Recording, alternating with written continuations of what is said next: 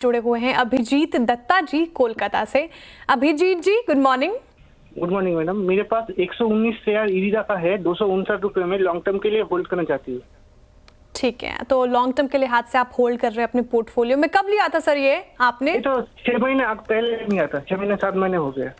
6 से 7 महीने हो गए हैं आपको। ठीक है, 259 की खरीद है इनकी और 160-61 के लेवल पर कारोबार करता हुआ नजर आ रहा है। लॉस में है काफी ज्यादा, लगभग 98 रुपए प्रति शेयर का लॉस तो झेल रहे हैं अभिजीत जी इस पर्टिकुलर काउंटर में। लेकिन इरिडा काफी बजिंग स्टॉक है आशीष जी, हर एक दूसरे के पोर्टफोलियो में देखने को मिलेगा आपको ये स्टॉक, लेकिन अपने हाई से जो कि 310 का इसका 52 वीक हाई, वहां से तो काफी ज्यादा करेक्ट हो चुका है।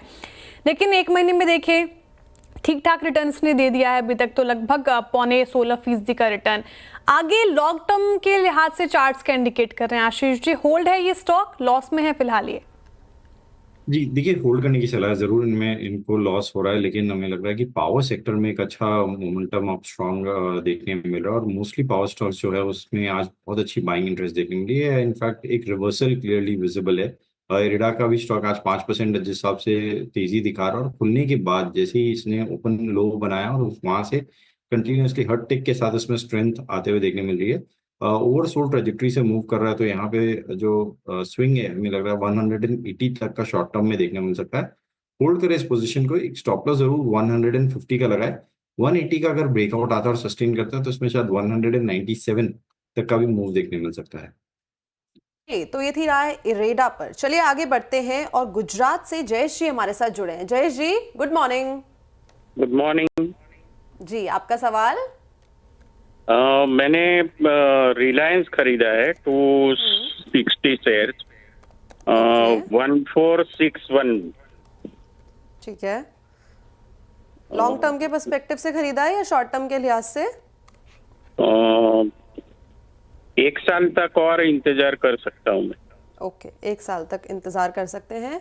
1461 की खरीद है और करंटली अगर ट्रेडिंग प्राइस देखा जाए तो 1240, 2% का आज हमें इजाफा देखने को मिल रहा है। खबरों के लिहाज से भी ये फोकस में बना हुआ है। बहेती सर, आगे की ट्रेजेक्ट्री किस तरीके की है, क्योंकि जो खरीदारी का भाव है वहां से तो डेफिनेटली करेक्ट हो चुका है।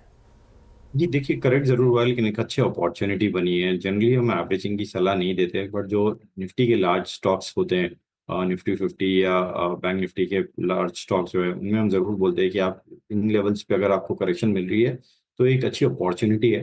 अगर ये खरीद सकते हैं तो एसआईपी मोड से हमारी सलाह रहेगी कि रिलायंस में पोजीशन धीरे धीरे बिल्ड करना वापस चालू करें, सो दैट इनकी एवरेजिंग भी कम होगी और एक पोर्टफोलियो में एक अच्छा स्टॉक भी इनका बिल्ड हो जाएगा।